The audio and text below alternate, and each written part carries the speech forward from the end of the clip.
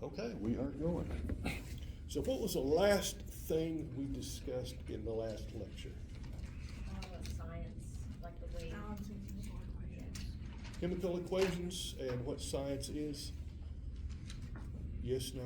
Yes. Okay.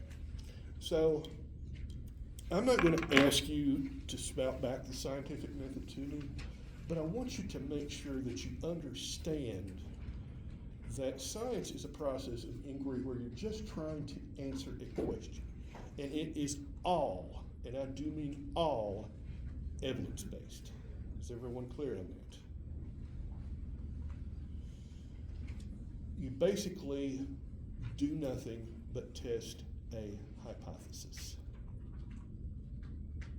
And since anatomy and physiology are both parts of science, everything involves repeated testing.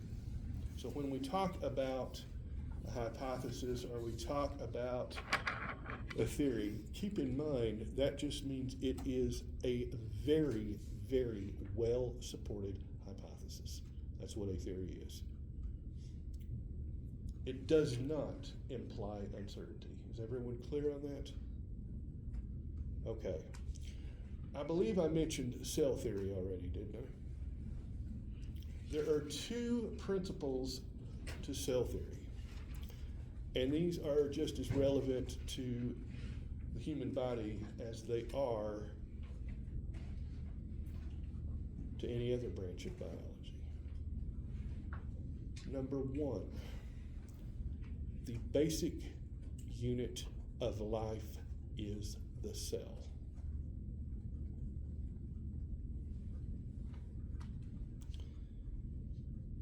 The most basic unit of life is the cell. You ever wonder what life is like as a single cell? Well, believe it or not, every single one of you has spent about 30 minutes of your existence on this mud ball as a single cell. You were an embryo at one point. Today, depending on your age and size, your body probably has anywhere from about 30 to 50 trillion cells. That's a 30 or a 50 followed by 12 zeros. So when we say the most basic unit, we mean the most basic. The second principle, all living things are made up of cells.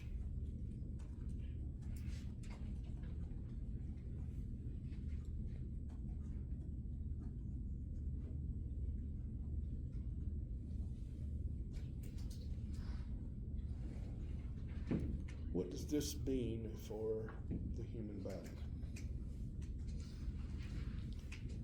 Well, it means that you are able to exhibit the characteristics of life through your cells.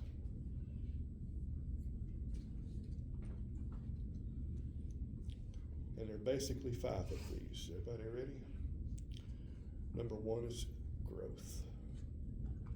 Growth. You create new cells. You increase in size. Going from 1 to 50 trillion, that's quite an increase, isn't it? If you've ever been around tweeners, those middle school kids, you know exactly what I mean by growth spurts. My niece, every time she comes over to the house, I have to make sure I hide the snacks, so otherwise she'll devour half of them in one sitting. So everybody understand growth? The second is reproduction. That doesn't mean you have to have reproduced. It means you have the potential to reproduce. And it's not just new organisms, it's new cells too, isn't it? That's reproduction. If you cut yourself and it heals up, is that reproduction? Yes, it is. All right, number 3, responsiveness. You respond to your environment. It's cold out there today. Not uncomfortable cold, but danger cold. And I notice everybody is a lot more bundled up than normal. Movement, that's number 4, movement. You move your body around, don't you? You go from here to there. And the final one is metabolism, harvesting energy from the outside and using it.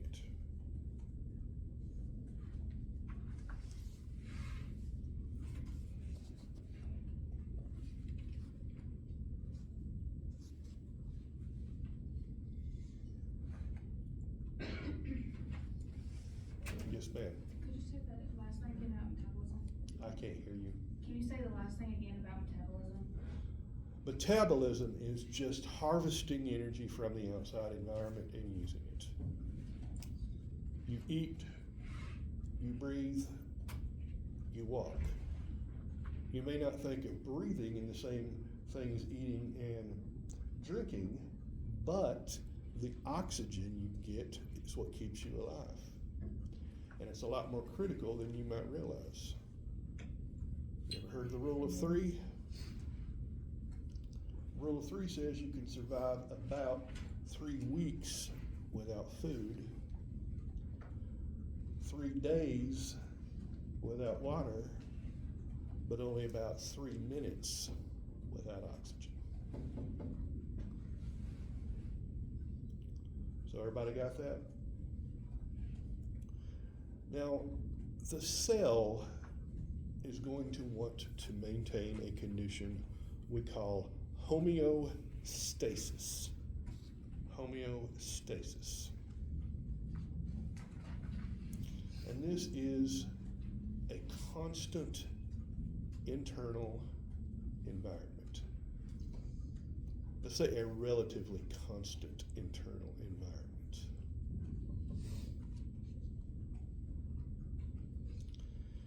And I want to make sure that you get down 2 terms in relation to that and that you understand those terms. Number 1, homeostasis is an equilibrium. It is an equilibrium.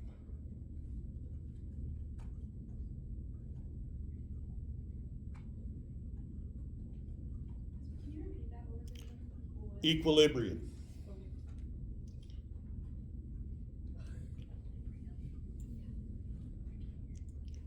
Also, it is a dynamic state. Dynamic versus static. Does anybody know what the difference is? A dynamic state is changing.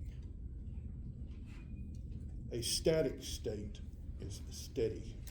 You say, well, how can this be if homeostasis is a dynamic state?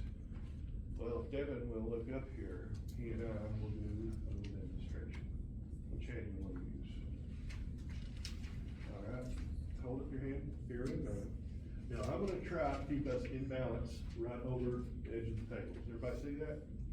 Push, push. Okay. Did everybody see how it, but we basically met equal force, didn't we? You were pushing pretty hard, weren't you? A little. Did you see that we were both not just holding your hands up, we actually were pushing? That is what I mean by an equilibrium. It may shift a little bit my way, I push harder, he pushed back. You see how this goes? It's just like a football. That's also what I mean when I say it's dynamic, because it required effort on both of us.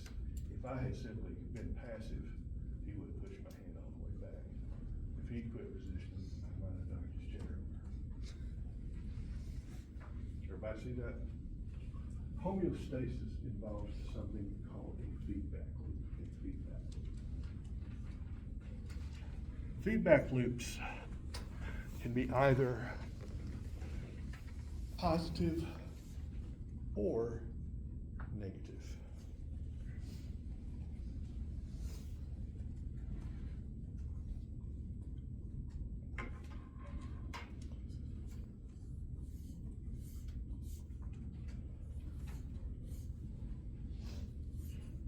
If you've got negative feedback, an example that would be body temperature. If get too hot, then your body detects it, doesn't it? It then sends a message to the brain. It says, hey, it's getting too warm in here. Then it goes to what we call the effectors, and at that point, you take action, don't you? You put on a coat, or you take off a coat. We said it was too hot, so we turned the temperature down. We stepped outside for a minute. You get an idea here? You get it back down to the normal level. So every feedback loop has a few characteristics. Number one is the stimulus.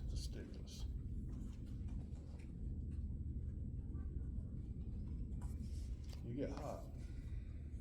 You get hungry.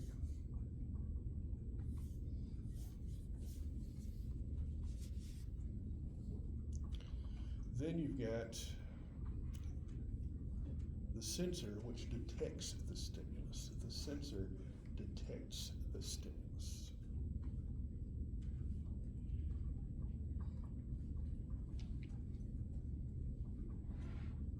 Third, you got the processor.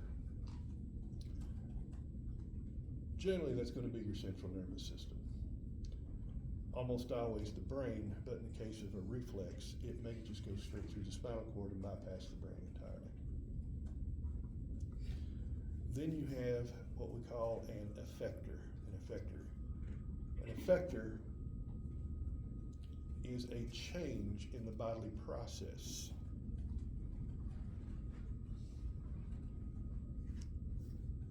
Whatever that process may be. Getting up to actually flick the switch. Taking off the jacket. Drinking a cold drink. You see where I'm going with this? It can be a combination of things. We're just trying to get an idea of how homeostasis is maintained. And finally, all of that comes out as the response.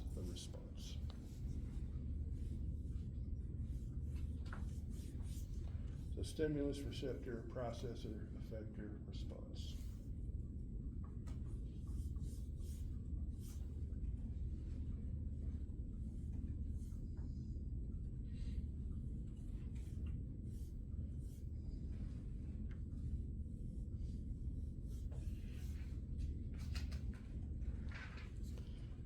The bottom line is most of these negative feedback loops, what you're trying to do is nudge an extreme back towards an ideal value. A positive feedback loop is the opposite of that.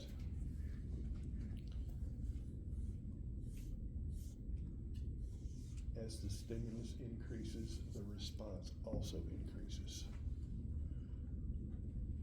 Think of contractions in the uterus when a woman's giving birth.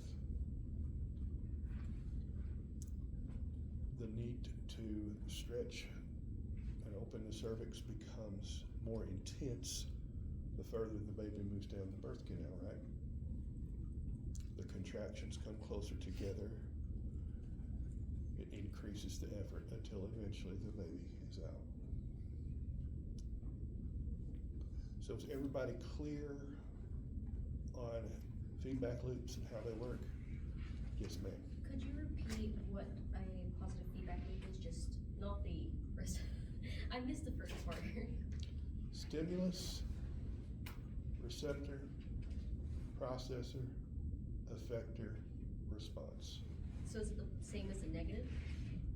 I think she's meaning when you said the stimulus increases and then you said something else also Okay. increases.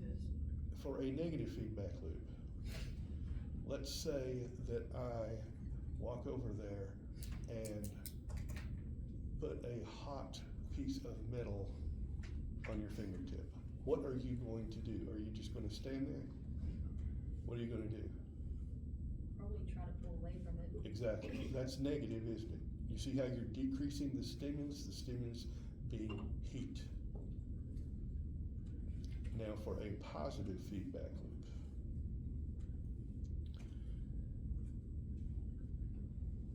You ever sat down with a bag of chips intending to eat just a couple of handfuls or a bowl of popcorn? And you like that salt, don't you? You like that oil. It tastes good. And before you know it, you're sitting there shaking the crumbs out of the bag or rattling around a few kernels left at the bottom of the bowl. How many of y'all had that happen to you? Or a chocolate bar or something? You see where I'm saying? Because it rewards you, doesn't it? You like the taste of it. Does that help? Desiree? Yes. If y'all want to take a look at all of this, section 1.5 in your textbook, for the electronics version, that's page 128.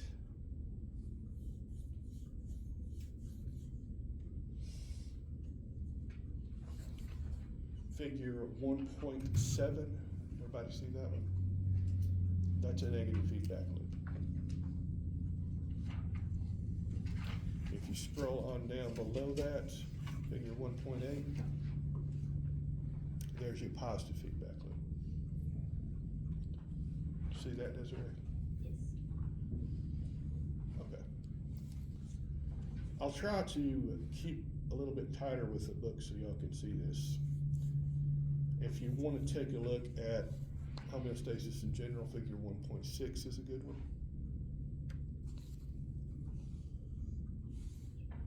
Any other questions?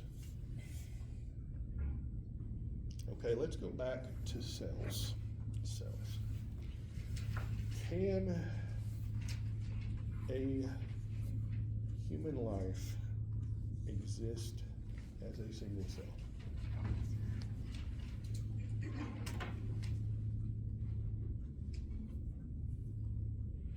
What do you think, Kelsey? I'm gonna say yes. Good job, because yes, it can. We call that an embryo. And that can lead to some really interesting things. I actually had a former student, and her husband gave birth to a child that was older than both of them.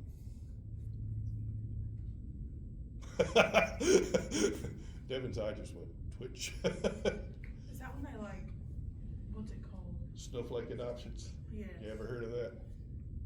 Y'all want to hear that one? Yes. Case. There were two couples, A and B, and they were very, very good friends.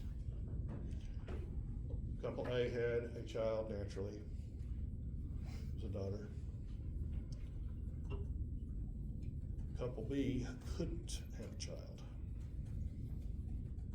So what they did was they went through in vitro fertilization, testing baby. You heard of that? And essentially, they took about 20 eggs from the female and fertilized them with sperm from the male outside the body and created about 20 embryos. Then they implanted 6 of them into the would-be mother. Fortunately, one of them took. She carried it to term, gave birth to a daughter. What did you do with the other 12 or so embryos? They left them on ice.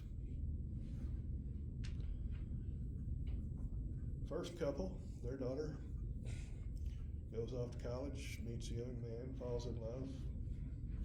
They get married after college. A few years down the road, they decide they want to have kids, but they want to adopt. And what they want to do is they want to use the leftover frozen embryos from couple B.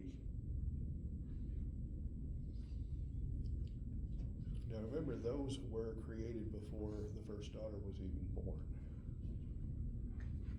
So after about 28 years, I think is how old it was, they implanted them and she successfully carried a little girl to term. Pretty wild, isn't it? The key here is the embryo. All cells are balancing 2 things. Number 1 is specialization. Specialization of function.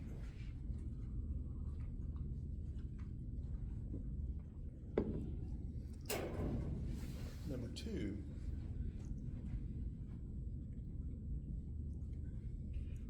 is reproductive capacity. And by that, we mean the ability to divide. The ability to divide.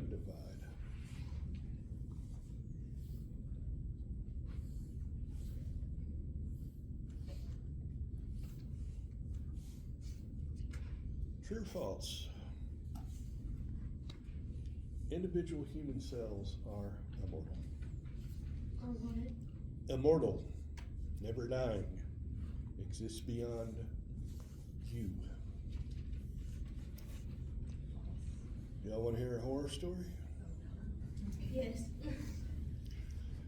Up until about the 1960s, it was thought that individual human cells actually were immortal. As in, you could take them out of the body, you could put them into a flask along with appropriate nutrients, and as long as you kept changing the growth medium to ensure they had the proper nutrients and carried away the waste, they would live. A guy by the name of Leonard Hayflick thought he would check and see if that was the case. And it turns out the human cells were not immortal. They would only divide a set number of times before they would die out.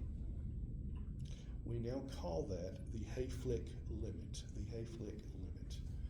It varies according. Yes. Are you talking about, like, is that what abiogenesis is? Like, where they thought that cells would just. No, abiogenesis is creation of life from non-life. This is essentially saying if we had taken a cell sample from my grandfather who was born in 1900, could I still keep him around today? What do y'all think? Because he would have reached his Hayflick limit and is gone, right? I told you there's a horror story. You all know where something's coming. There are basically two types of cells that, for all intents and purposes, have the potential to be immortal. One of them is embryo. Does anybody know what the second one is? Cancer. How many of you have ever heard of the story of Henrietta Lack? Ms. Lack was a young mother, African American, not very financially well off, who was suffering from cervical cancer. She went and sought treatment at Johns Hopkins University Medical Center in Baltimore, Maryland. They did a test, did a sample, and the cells they took from her were indeed cancerous. And it was very late stage, so unfortunately she didn't survive. However, the researcher who took the cells from her continued maintaining those cells in culture. And since he was a well-known cancer researcher at a very prestigious university, colleagues would send him a letter or phone him in those days, that was all he had, and they would ask for a sample of the cells he had in culture so that he could take them and use them in their lab. And basically, they distributed all of these cells pretty much around the world. I've actually used them myself. But here's the thing, her family was never told about all this. Permission was never given for all of this. Recognition was never given until about the 1990s, early 2000s, so almost 40 or 50 years. And as I said, she died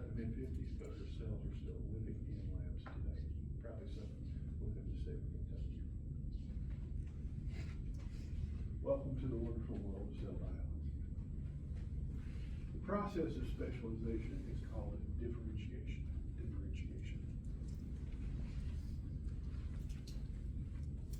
Chase, did you sign that? No. Please continue, because I want to make sure I get it. It's just the process of specialization. As specialization increases, the ability to divide decreases. As specialization increases, the ability to divide decreases. I'm sure you've heard of stem cells, haven't you? Stem cells are ones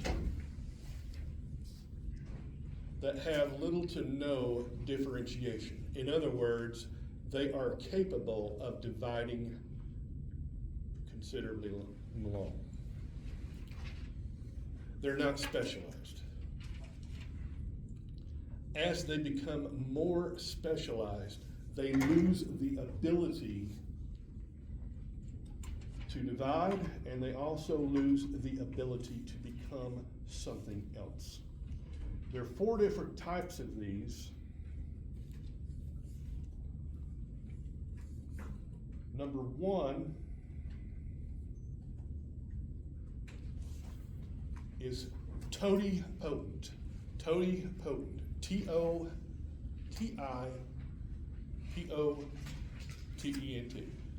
Did you need something, Kelsey? You look distressed. No, okay. Can you repeat that? Sorry, Sure. I was trying to write down the name. So you did need something. Yes. Lied. Totipotent. Totipotent. Totipotent essentially means total potential. These can become any cell type, any tissue type. They can even become a completely new organism.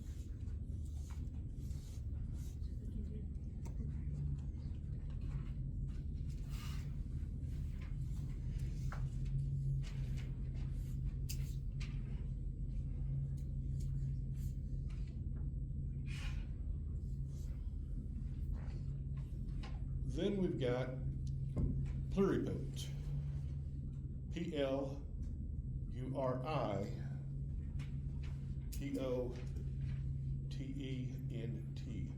Pluripotent. Pluripotent.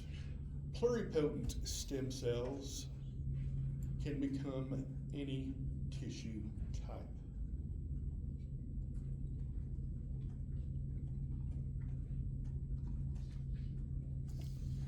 Generally, they cannot become a no organism. They generally cannot become another new organism.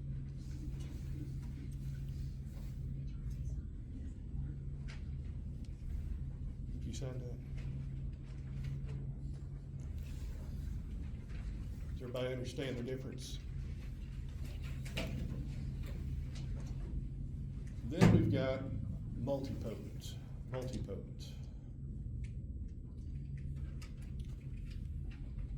Multipotent stem cells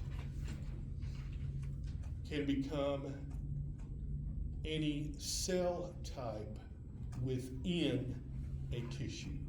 Any cell type within a tissue. And just to give you an example of that, the stem cells in bone marrow can become blood cells, right? They can become red blood cells, white blood cells, platelets. Everybody see the difference here? They can't become a new skin cell or lung cell. And then finally, you've got unipotent or monopotent. Monopotent or unipotent. These can only become one cell type. What was that one called? Unipotent or monopotent.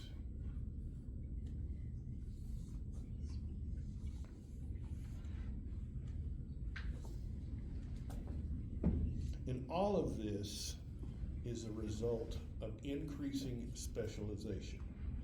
So we start at the top of the list. If we were drawing an arrow down, we would write specialization, wouldn't we? We could also have an arrow pointing up towards reproductive capability. You're basically trading function for reproductive capability and vice versa. Did you go over what a unipotent cell is? It can become one cell type. For an example, there's a cell called a hematopoietic cell, but don't worry about writing that down or spelling it. It can only differentiate into red blood cells. It can't become a white blood cell or a platelet. Does that help? So everybody see the difference there? The reason for this is essentially a set of genetic switches. A set of genetic or molecular switches. I think I told you all that I live about 50 miles from here, didn't I? Interestingly enough, I would be able to take the train if I were willing to walk a mile on either end. Just over the hill here, there's some train tracks that pretty much parallels Highway 27 all the way south to Oneida. There's a junction not too far from my house where I actually get on the highway, literally right beside the highway. Point I'm illustrating to you though is there are several junctions and switches along here, aren't there? Let's say I wanted to go home and I wanted to hop the train. But what I don't know is down there at Pine Knot, somebody has flicked the switch. So when the train comes there, is it going to continue going south? No, it's going to switch over on the eastbound track, and I'm going to end up over there in Williamsburg. Once the train is past the switch, it doesn't matter what the setting on it is, does it? It only matters before that gene is expressed, and I don't see anybody writing this down. Oh dear. Y'all want me to really fry your brain? Okay. I want everybody looking at me on this one. And everybody has to answer one way or the other. Everybody. This is not one where you get to sit on your bum. How many of you began your embryonic existence as a female? Raise your hand.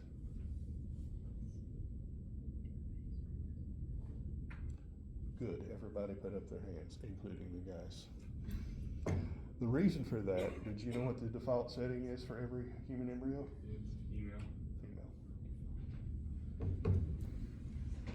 There is a single genetic switch that has to be thrown at the proper time to initiate male development.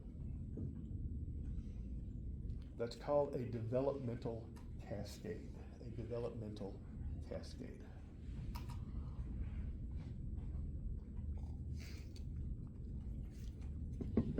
That would be like me wanting to go to Williamsburg. But if somebody's asleep at the switch down there, I'm not going to end up in Williamsburg, am I? I'm going to end up in Oneida.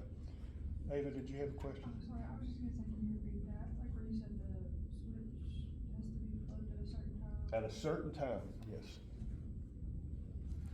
If that switch does not get thrown, will that embryo develop as male?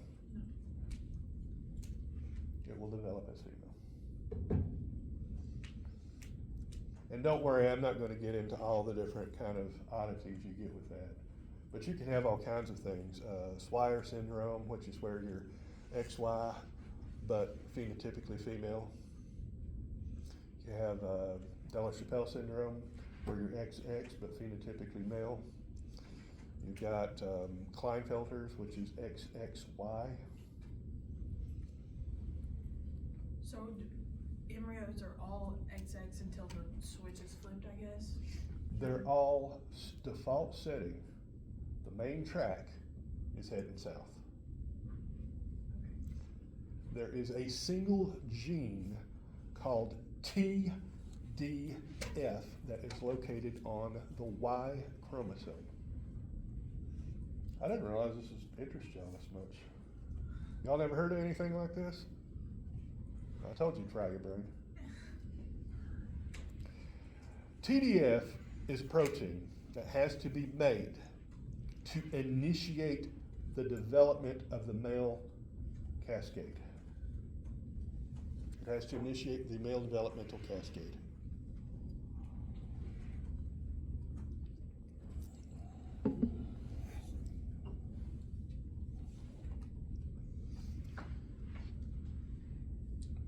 What happens if we interfere with that process? Genetic mutations. Would be like genetic mutations. Nope. It just means it never gets expressed. Questions? Point is, development, differentiation of your cells is critical to developing normally, and it is a very, very important stage. That's one of the reasons why, if and when you become pregnant, they have a list of do's and don'ts, don't they? Don't drink, don't smoke, don't cuss. Yeah, I'm being a little bit silly with the last one. All of that is differentiation. You start as a single cell, you end up as a human. Question? Why do they say you can't have like deli meat when you're pregnant? What's the? I hadn't heard that one. There's like a whole list, or like raw fish and stuff. Well, let me Just give you an because of the example. bacteria. Y'all ever heard of Billy Joel? You know who he is? Y'all ever heard that song, We Didn't Start the Fire?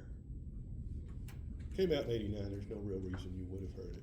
He's basically just rapping about events that occurred in his life.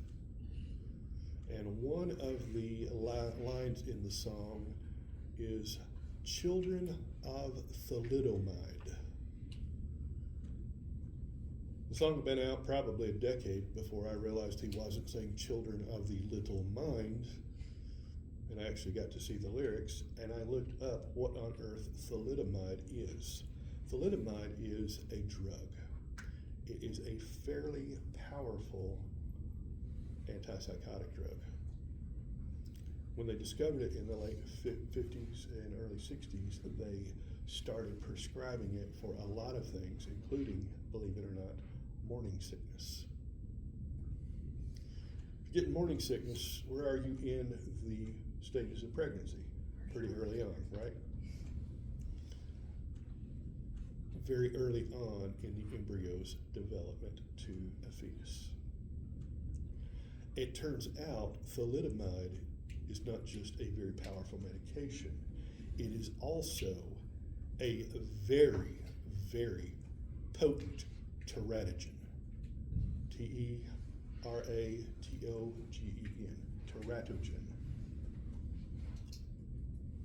A teratogen does not change the DNA, and that's where you asked about a mutation. The DNA has the blueprint there. It has everything it needs. But we said we have to express the gene at the proper time, don't we? If we have something that interferes with that, it doesn't happen. And unfortunately, thalidomide interfered with the genes that are responsible for limb development, limbs, arms and legs. So the children of thalidomide that Mr. Joel was rapping about, he was referring essentially to what they call flipper babies. Because rather than being born with an arm and a hand, they would essentially be born with a misshapen lump of tissue that was basically like a flipper. So you see why maintaining homeostasis is important. I would assume If there is a prohibition on deli meat, it's probably relating to something like that. The only three that I really know anything about, thalidomide because it's the classic. There used to be some fairly strong medication that they prescribed for acne, Accutane, Yes. and I haven't looked at this in 20 years. It's all over the packaging now, to not take it while you're pregnant. Back then, the guidelines were if you were female and of reproductive age, you automatically got birth control pills alongside the Accutane. I'm not asking anybody if that's just, I don't know. But the bottom line is they will not prescribe it to a pregnant woman. That I do know. The other one I'm aware of is tuna. Does anybody know why you don't eat tuna if you're pregnant? Mercury. Mercury is a heavy metal, and it essentially interferes with development again. And predators suffer from what we call bioaccumulation. Mercury doesn't get eliminated from the body. Once it's in, it stays. So if I am the bigger fish eating the little fish, I'm getting all of the mercury out of the little fish ahead, right?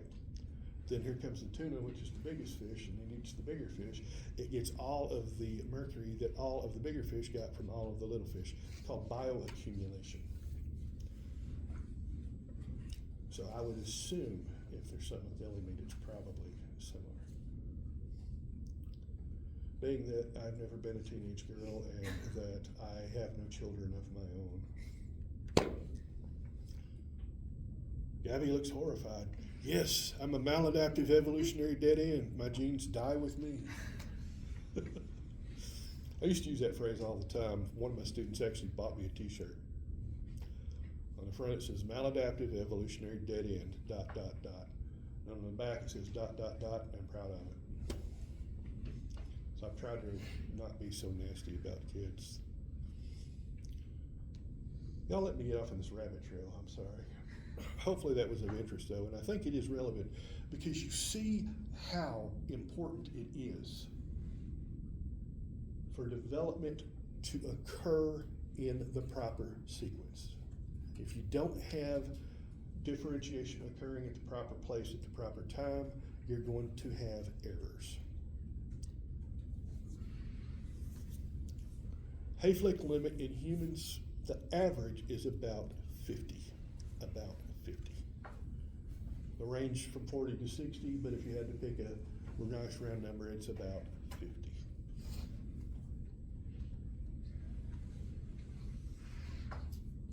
Does that mean there is a maximum human lifespan? Yes, there is.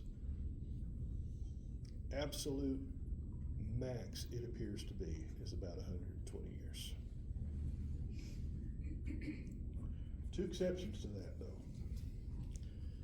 I mentioned embryos, right? Embryos essentially reset the clock. They reset the clock. Once differentiation starts, you can't go backwards.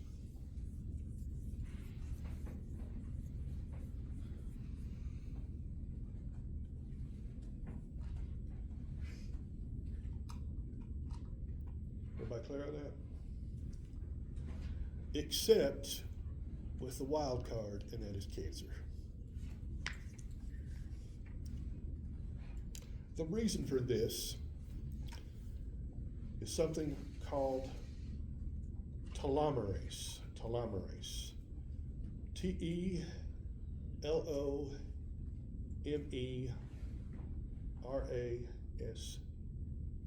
Telomerase.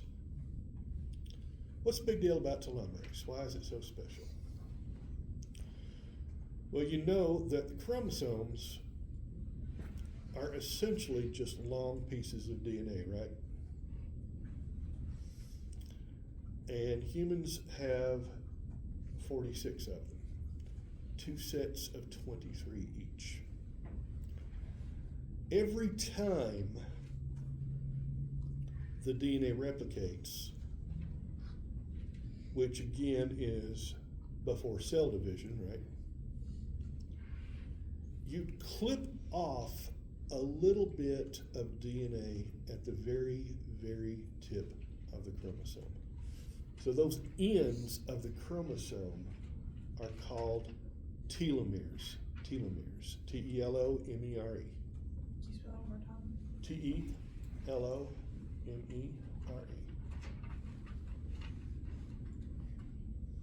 Imagine if we had an old-fashioned hard copy book. I know y'all don't believe in those anymore, but we used to. Y'all have seen them, haven't you? You might have even held one in your hands once. Generally, the first couple of pages don't have anything on them, do they? They're blank. Then you get to the title page, it'll have some information on it, like when it was published, who the publisher was, that sort of thing.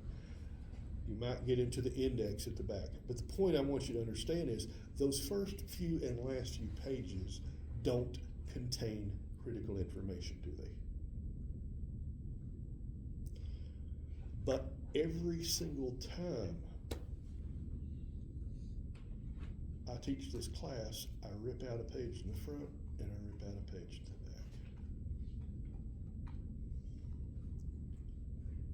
I first taught in 1987, so that can give you an idea. Would you like to still be using those textbooks? I probably have ripped out the first two and last two chapters at least by now, wouldn't I? You see where I'm going with this? Eventually, you lose so much from the telomeres that you lose critical information. The Hayflick limit has been reached, and once that cell dies, that's it. Yes, ma'am. Are you saying about like in the chromosome, like the X is where all the critical information is, like in The center, yeah. Center? Okay. Although technically they're not an X because there are two of them and they pair up. Sorry, I'm a geneticist. I can't help. You start talking about DNA, you will never get me to shut up. So I will stop it right there. Guess what telomerase does? It adds back the DNA. The only two types of cells that express it are embryos and cancer.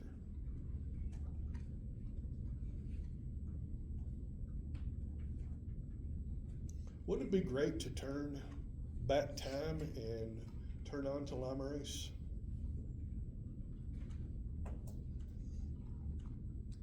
You start getting saggy skin as you get older, you start getting wrinkles. No problem. Turn on the telomeres, you've got fresh stem cells, you can make fresh skin cells, you look younger. Sounds great, doesn't it? You chop off your arm accidentally, no problem. Turn the growth back on and you grow a new arm. That's the potential. What's the downside? Unrestricted cell growth, unrestricted cell division.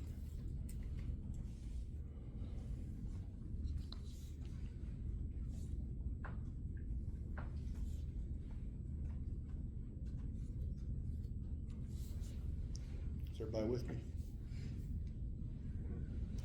What that means, you start getting cells dividing when and where you don't want them dividing.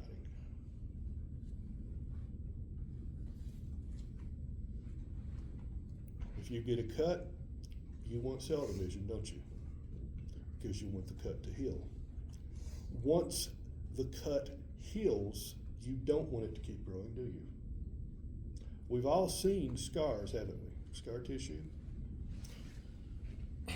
Now imagine if we not only left it on, but locked the throttle full forward.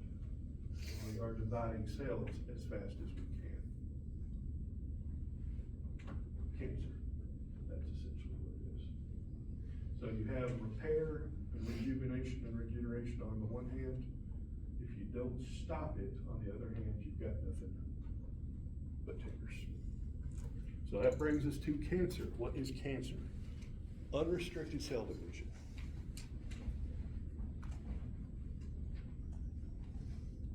Unrestricted cell division.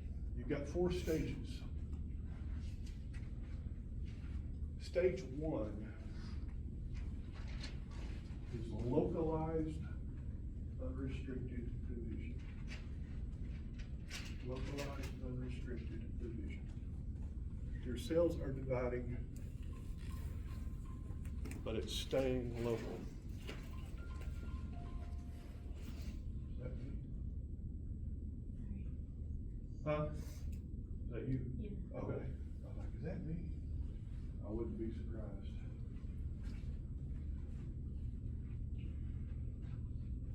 I don't know if you can see that scar up there, a couple of you may.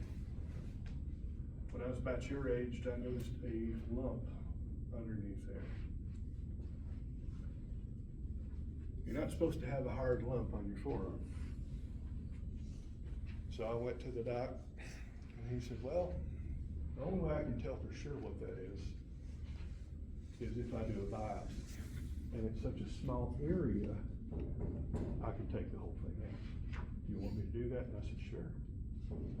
So I actually sat there watching him while he moved me up, cut me open, and pulled this little thing out. He said, it's a fatty tumor, I can tell you right now. I said, is that bad? He said, no, it's local, we got it. It's not gonna cause you a problem at all. But technically, it was stage 1 cancer. Everybody see how that works?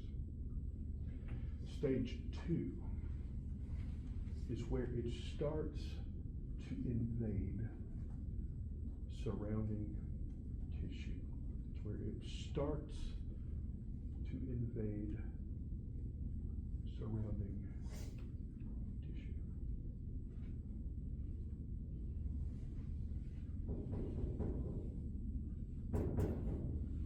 You're just worried that thing's gonna fall over, aren't you?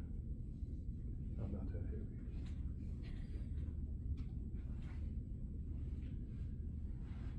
Stage 3 is called tumorigenesis. Tumorigenesis.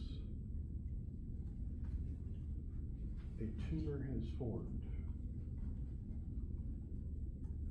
It is growing, it is pushing into multiple surrounding tissues. It's probably causing some difficulty for you, some pain, some restriction of movement, some blinking, cracking, bleeding on the surface, some discoloration. Whatever it is, it's obvious this isn't normal.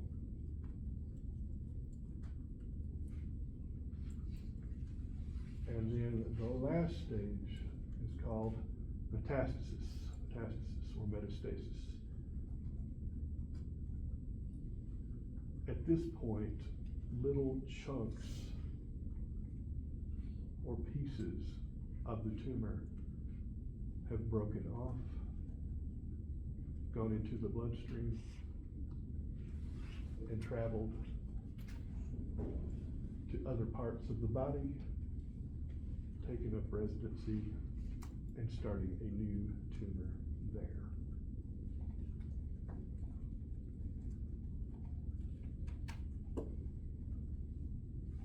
Any questions? Alright, so a tumor basically forms from when cells divide too much? Yeah. Okay. Yeah, absolutely. Is there a name for that certain kind of cell? Is there a name for that certain kind of cell? Cancer, I was just just saying. a cancer cell, yeah. So like say, like you said, like you like get a cut on your, let's like say my hand, like a paper cut.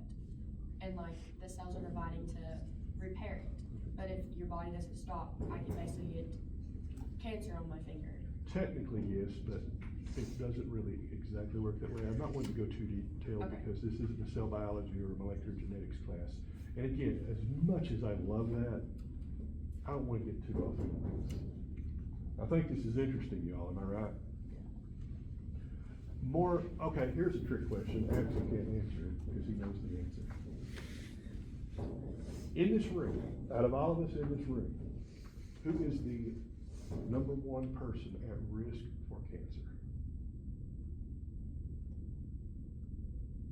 one person in here who has a much higher risk than all of the rest of us. Don't you point that finger at me. You're correct. Good job. I am at least 2.5 times, in some cases, I might almost be 3 times your age. Who has had 3 times as much opportunity to be exposed to carcinogens? The term is genetic load. Genetic load. It's how much damage essentially you've taken. All other things being equal, age is the number 1 risk for cancer.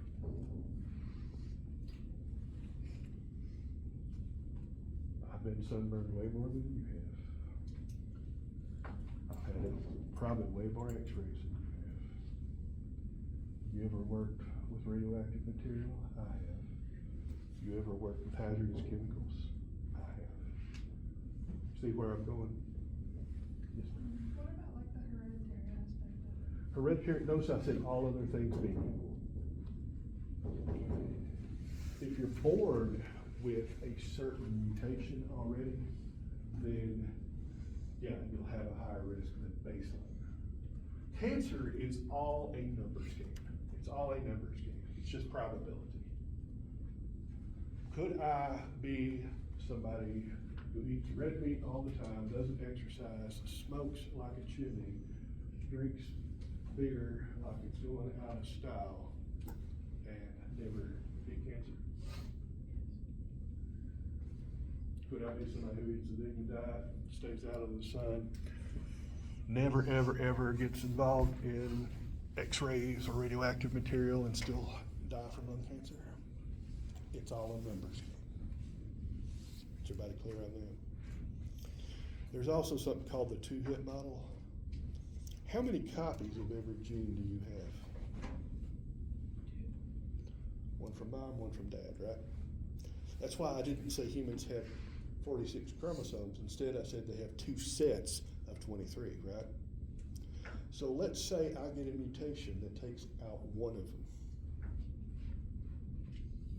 I've still got a backup, don't I? If I get this when I'm 20 years old, I get into my mid-50s and I hit this one. Now I get cancer, not when I'm 20. And what you were saying about the hereditary, let's say I was born with that, and then this one gets hit when I'm 20. But that help? Is that clear enough for you? Yeah, I guess. I just have questions. I don't mind you asking any question you I think want. it would just, we would get too sidetracked if I asked. Yeah. We can talk more in lab if you want, or after class. So everybody got an idea of this? What is the number 1 determining factor in survivability of cancer? Stage, yeah. Early detection is critical. Stage 1, like I said, yeah, I'll take that out. You gotta put me to sleep. Oh no, you wanna watch? Sure. No big deal, right? My brother had stage 3 thyroid cancer. Surgery to cut it out, radiation to follow, yearly checkups for quite some time. He's back to baseline now, so no worries. Everybody see that? For treatment, generally they prefer, number 1 preference is surgery. That is your number 1 go-to on pretty much anything. If you can cut it out, it's gone, end of story. Again, detection and stage. If it's in stage 2, you're starting to have limited options. If it's in stage 3, depending whether it's early or late, you may not be able to get at it depending on what type of cancer is. Pancreatic cancer is generally very hard to deal with because the pancreas is incredibly hard to reach. See where I'm going with this?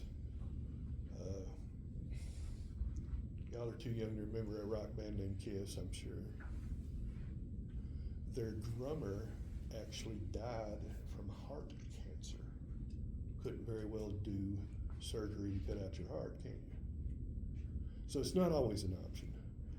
Generally, they will pair that with chemotherapy, chemo.